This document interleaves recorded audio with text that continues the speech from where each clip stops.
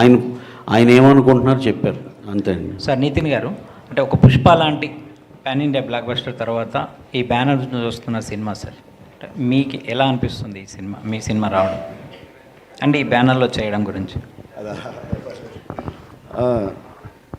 Definitely వీళ్ళ banner ప్రతిష్ట పెంచే సినిమా అవుతుంది అది. డెఫినెట్లీ పుష్ప అంటే అది ఇట్స్ హ్యూజ్ ఫిలిం, బట్ మా సైజ్కి తగ్గట్టు definitely it is going to be one of the biggest hits ఈ సైజ్లో ఈ బ్యానర్లో. డెఫినెట్లీ కాన్ఫిడెంట్గా. నితిన్ గారు, సో మన టాలీవుడ్లో రాబిన్ హుడ్ ఏ స్థాయిలో ఎంత పీక్లో హిట్ అవుతుందని దానికంటే మనం చూడబోతున్నాం. దానికంటే ముందు మీ ప్రమోషన్ యాంగిల్ కూడా అంత పీక్లో వెళ్ళింది. సినిమాని అంత జనాల్లోకి తీసుకెళ్లేలా ఒక హీరో సినిమా ముందు నిలవడం అనేది మన సంక్రాంతికి వెంకటేష్ గారిని ఆ టీం అంతా చూసాం. ఆ తర్వాత అది రాబిన్ హుడ్ అంటే కూడా ఫాలో అవుతుందని చూడడం జరిగింది. సో అంటే మీ ప్రీవియస్ ఫిలిం భీష్మతో పోల్స్తుంది, అందులో ఒక మంచి కంటెంట్ ఉంది, ఒక ఆర్గానిక్ ఫార్మింగ్, సో ఒక సోషల్ రిలవెంట్ ఉన్నటువంటి సబ్జెక్ట్ చూడడం జరిగింది. దీనిలో ఎంతవరకు అట్లాంటి సబ్జెక్ట్ భీష్మ కంటే కూడా మంచి లేదు సార్. ఒక సినిమా ఎంత కామెడీ ఉన్నా కూడా it has have some soul. So Bheeshma కంటే కూడా అట్లీస్ట్ ఒక 10 times we have very stronger content. అంటే ఇట్స్ నాట్ ఒక మెసేజ్ సినిమా కాదు, ఎంటర్టైన్మెంట్తో ఉంటూనే ఒక హార్ట్ టచింగ్ పాయింట్ ఉంటుంది. So definitely it is much better than Bhishma.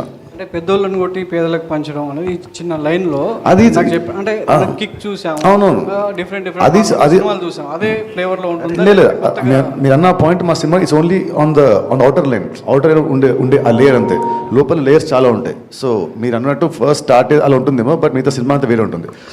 After 20th minute cinema will take a huge turn and will go to different angle all together. So Venky గారు, so వార్నర్తో shooting ఎక్కడ చేశారో, ఎన్ని నిమిషాలు ఉంటుంది, సో ఎన్ని రోజులు Warner సినిమాకి పనిచేయడం జరిగింది? మాకు ఫారెన్ ఎపిసోడ్ ఉందండి సినిమా కథలోని.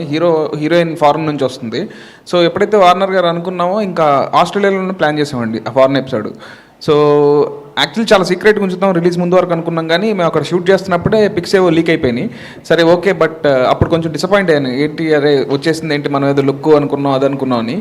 బట్ రాబిన్ హుడ్ అని తెలియడానికి టైం పట్టింది. సో ఆయనతో ఒక 2 days షూట్ చేశానండి. 2 days చాలా బాగా జరిగిందండి. అంటే మీ ప్రమోషన్ ఒక ఎత్తు అయితే, డేవిడ్ వార్నర్ యాక్ట్ చేశారు, గెస్ట్ రోల్ చేశారు అనేది, ఆయన ప్రిలీజ్ ఈవెంట్ తీసుకురావడం అనేది ఇంకా పబ్లిసిటీ ఇంకా పీక్లోకి వెళ్ళింది. అవునండి. సో మరి అది ఎంతవరకు ఆడియన్స్ని థియేటర్ రప్పించగలదు అనేది మీ డెఫినెట్గా ఆయన్ని ఉంటుందా? మీరు చెప్తున్న ఒక సర్ప్రైజింగ్ ఎలిమెంట్ అంటున్నారు. అవును, అది సినిమా కూర్చున్న ఆడియన్కి వర్త్ఫుల్ అంటుందండి. మేమైతే అందరం టీం అందరం కూడా చాలా వర్త్ఫుల్ అన్నాం. మేము ఎగ్జైట్ అయ్యాము. ఈవెన్ ఆయన చూసుకున్నప్పుడు ఆయన ఎగ్జైట్ అయ్యాడు, డేవిడ్ వార్నర్ గారు.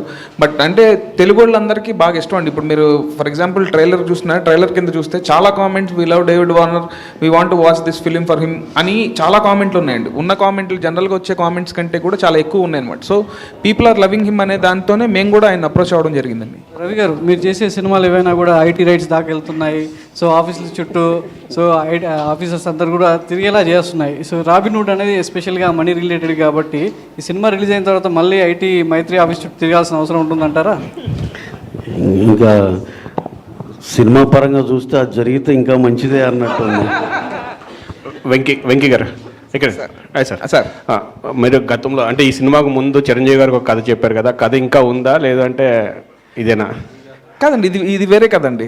కథ మళ్ళీ ఇంకో ఇది వేరే కదండి, ఇది ఫ్రెష్గా రాసింది కదండి. చిరంజీవి గారి కథ ఇంకా ఉందంటే? ఉందండి, ఉంది. అంటే నేను ఇంకో 2-3 ఐడియాలు కూడా చేస్తున్నానండి. సో కథ అయితే ఉందండి.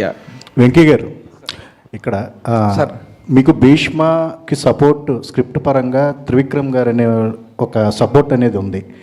బట్ ఈ సినిమా చేయడానికి మీకు 5 years ఒకే సబ్జెక్ట్ మీద మీరు ఇంత టైం తీసుకుని చేయటం, ఇది పెద్ద మీకు హడ్డీలు అనిపించిందా ఇంత టైం స్పేస్ తీసుకురావడం? అట్లా అంటే యాక్చువల్లీ అండి, భీష్మ చెల్లవు కానీ భీష్మ అప్పుడు కూడా నేను సార్కి కథ చెప్పలేదండి.